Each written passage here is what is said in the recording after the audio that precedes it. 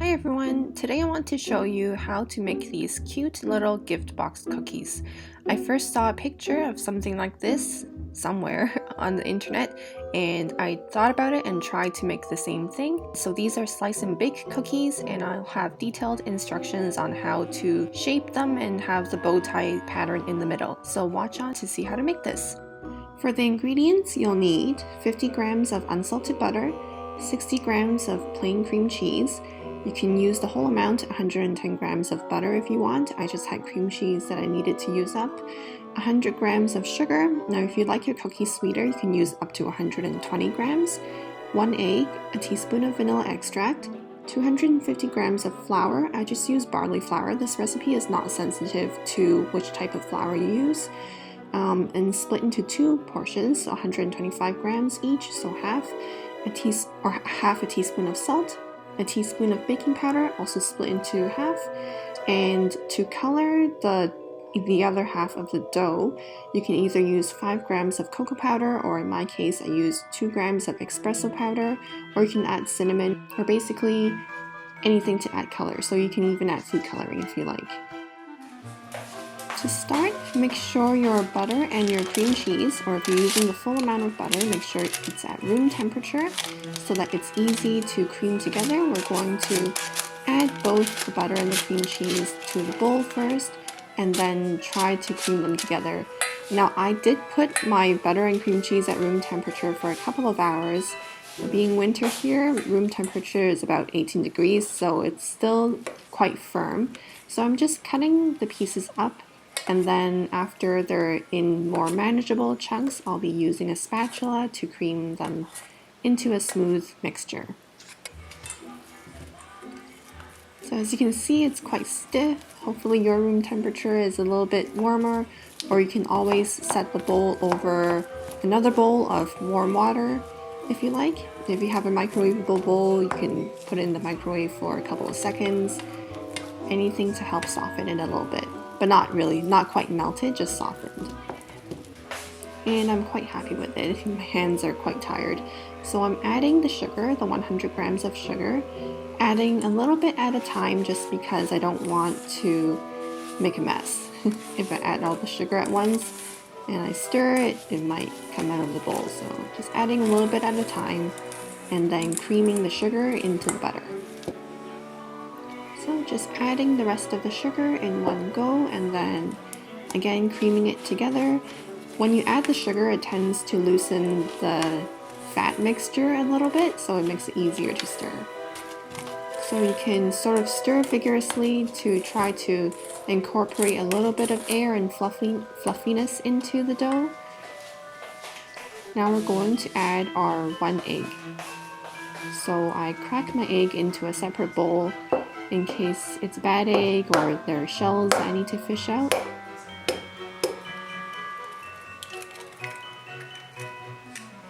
And there are shells. Okay, so adding the egg into the butter mixture in one go is fine. It's just 1 egg. And then again stirring to combine. Now if your batter curdles at this time, meaning your butter sort of has separate chunks that float on top, you can always sprinkle in a little bit of flour, and that should help bring the mixture together. And this goes for making other cookie and cake doughs. If you're adding liquid into a fat mixture, sometimes it'll curdle, and the way to fix it is just adding a small sprinkle of flour into your mixture, and that should bring the batter back together again. Now at this point, I'm going to add my vanilla extract, then just stir to combine the vanilla extract as well. Okay, so I have the half of the flour, so 125 grams, and this is my baking powder and salt that I'm just going to add roughly half into, and then just stir it around to make sure it's completely mixed. And then we're going to pour half of our wet ingredients into the flour. And so our wet ingredients, the total weight was 260 grams. And if you divide that by 2, it's 130 grams, but I'm also going to subtract about 10 grams because I don't know what happens, but whenever you mix things into bowls and you pre-measure and mix, there's always some discrepancy, so I tend to err on the lighter side, so I'm just subtracting about 10 grams. So I'm only adding about 120 grams of the mixed wet ingredients into the dry. And then just stir to combine into a dough. And near the end of it, you might have to use your hands just to bring the dough together. It's a pretty soft dough, so you really want to chill it before you start to sort of mold and shape it. So when your dough is ready, just put everything in cling wrap and then place it in the fridge for about half an hour just to let the butter firm up.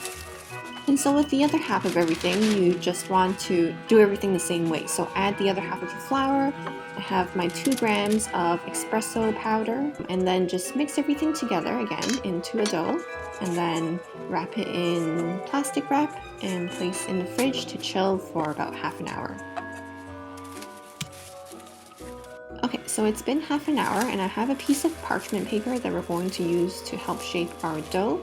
So this is the first dough, the plain dough, and I'm going to cut at 1/4 off of it. So with the 3/4, I'm going to shape the main shape of the present, and then with the 1/4, it's going to be the bow tie part. So I'm going to wrap the 1/4 piece, the small piece, back in the plastic wrap and back in the fridge, and then we're just going to work with the large piece now. Shape it into a long log using the parchment paper to help me because I didn't want to get my hands all sticky and dirty.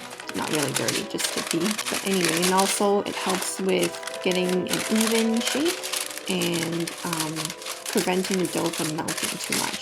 So try to mold it or roll it into a long rod kind of thing first, and then we're going to flatten it out with a scraper. So if you have anything that's flat, you just want to flatten it so that it's about 1 centimeter or so thick, and the top to bottom length of the dough that's on the screen right now, that should be about 5 to 6 centimeters or about 2 inches. And the length, it sort of varies depending on how much dough you cut out. So I think mine was about less than a foot in length, so that's the left-right distance. And then just try to smoothen out the sides as much as you can. And then I'm just trimming the sides because I really want the neat rectangle. Okay, so we're going to slice this into 4 long strips, so halfway down first and then halfway on each strip. And these are going to make the corners of our presents.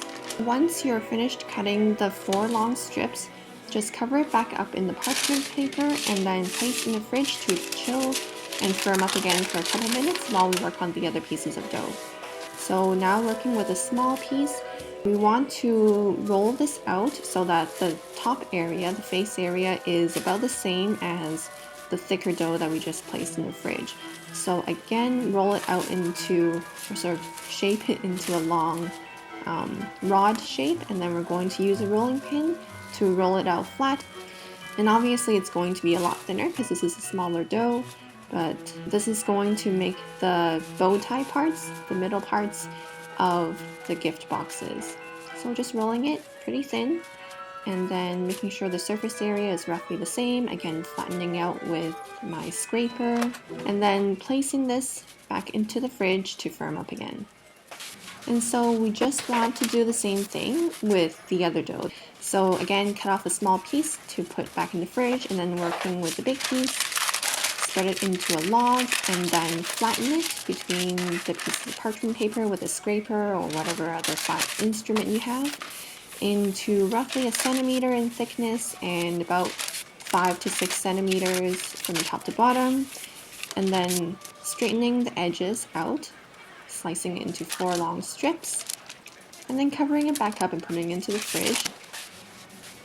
Same thing with the small piece, and roll it into a flat sort of rectangle so that it's about the same size as the 4 long strips.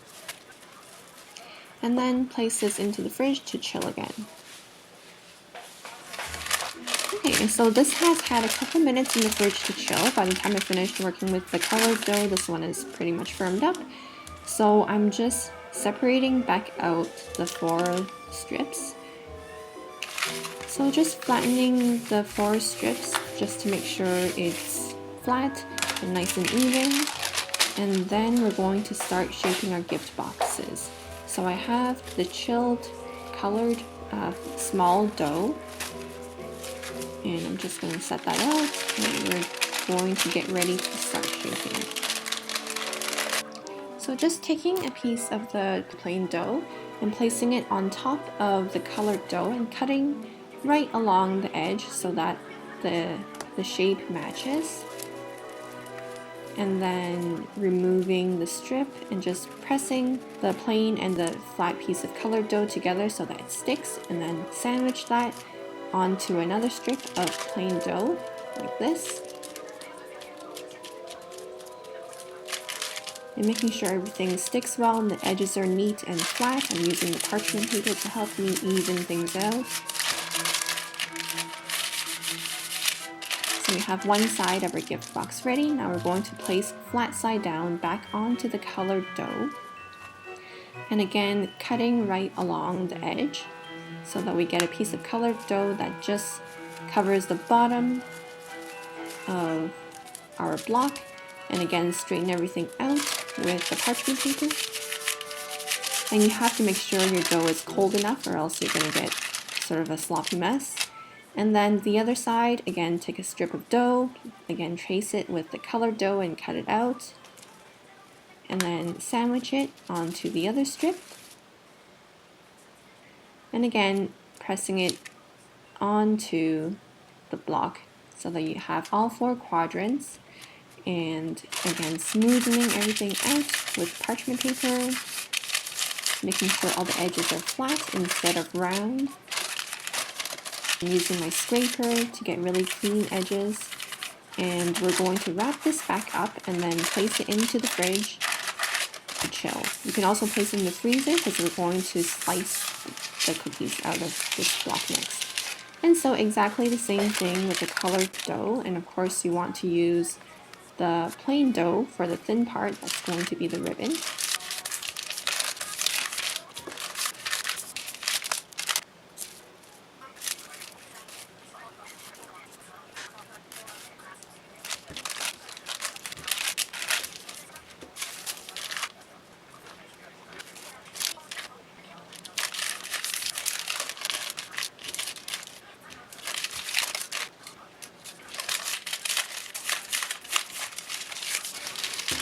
Our cookie dough had a chance to chill in the fridge, and we're just going to slice them into roughly 1 centimeter thickness or about ½ an inch. You don't want these too thin or else they don't really look like gift boxes. You want some height to them so you can see that the cross pattern really shows. Now if your dough is a little bit soft like mine, by the end of it you're going to start noticing your presents are a bit rectangular shape, so you can just shape them back into a square, or if you like rectangular gift boxes, that's fine too. Just to add to the look of the gift boxes, I'm just cutting out little triangles from scraps of leftover dough and turning them into a bow tie. So for these ones, just cut out small triangles and then just place them on top. You don't really have to press them firmly down because bow ties sort of fluff up a little bit, so just press down in the middle where they meet, and then you can leave the edges sort of loose. And then I have these little silver coated sugar beads, I guess, that I'm just placing in the middle. If you don't have these or you don't want to use them, you can always roll a small piece of dough and then press it down in the middle. So as you can see, it looks very much like a very cute gift box. And they're perfect for Christmas or birthdays, I guess, or any other celebration. So these go in the oven for about 20 minutes or so at 325 degrees. You don't really want them to brown or else the brown dough and the plain dough will start looking like the same color. And this is how they look coming out. So not really brown, but slightly puffed up because we do have the baking powder. That just makes the gift boxes look like very filled and chubby gift boxes, which is really cool. So thank you so much for watching. Let me know if you have questions or comments, and like and subscribe if you like these videos. Happy holidays!